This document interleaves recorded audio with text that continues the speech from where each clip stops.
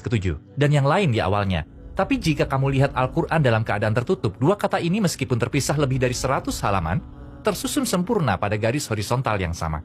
Sekarang pikirkanlah, jika satu saja dari peristiwa di 140 halaman itu terjadi berbeda, atau jika diceritakan dengan cara lain, atau struktur kalimat berubah, jika bagian itu dihilangkan, atau diganti dengan bagian yang lain, susunan ini akan hilang.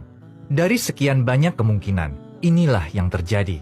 Sebuah kitab penuh makna dalam, dan pada saat yang sama dipenuhi ratusan susunan ilahi di luar pemahaman manusia. Sekarang, tahukah mengapa tak ada yang bisa membuat tandingan Al-Quran? Tentu saja ini bukan alasan utamanya, tapi bahkan satu keunikan ini pun tak mungkin bisa disamai. Mari kita kembali ke Ashabul Kahfi dan halaman 294. Saat mereka akhirnya bangun dari tidur panjangnya, mereka mengira-ngira berapa lama mereka di sana. Di baris ke-11 salah seorang berkata, "Labithna yawman aw ba'da yawm." kita berada di sini sehari atau setengah hari. Saat mereka menebak, lihat baris yang sama di halaman seberangnya.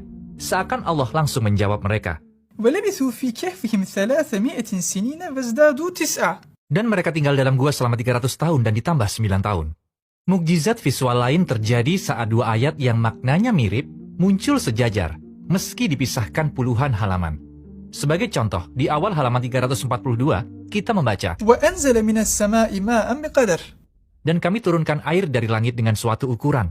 Tepat 147 halaman kemudian, di awal halaman 489 tertulis, وَالَّذِي نَزَّلَ مِنَ السَّمَاءِ مَاءً بِقَدَرٍ. dan yang menurunkan air dari langit menurut ukuran yang diperlukan. Seperti terlihat, artinya hampir sama, dan keduanya sejajar sempurna di atas halaman. Dan lagi, jika kamu lihat baris keempat di halaman 71 dan 511, akan terlihat kalimat yang hampir sama persis.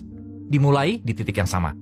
Bismillahirrahmanirrahim. يَقُولُونَ بِأَفْوَاهِهِمْ مَا لَيْسَ فِي قُلُوبِهِمْ. Dan di lainnya, يَقُولُونَ بِأَلْسِنَتِهِمْ مَا لَيْسَ فِي قُلُوبِهِمْ. mereka ucapkan dengan mulutnya apa yang tidak ada dalam hatinya. Meski ada 440 halaman di antaranya, kita melihat pola yang sama lagi saat membandingkan halaman 112 dan 286.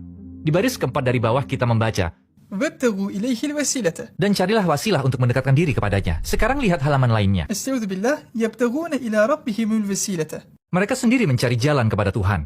Sekarang halaman 219 dan 415. Di baris ketiga pada kedua halaman, ayat-ayat dimulai dengan kata yang hampir sama. أستعوذ بالله ولو شاء ربك لآمن من في الأرض كلهم جميعا. Dan jika Tuhanmu menghendaki, tentulah beriman semua orang di bumi seluruhnya. Ayat di baris ketiga kedua halaman punya makna yang hampir sama. أستعوذ بالله ولو شئنا لآتينا كل نفس هداها. Dan jika kami menghendaki, niscaya kami berikan kepada setiap jiwa petunjuk baginya. Seperti ayat ini jelaskan, Allah tidak butuh manusia untuk beriman. Sebenarnya kitalah yang butuh iman.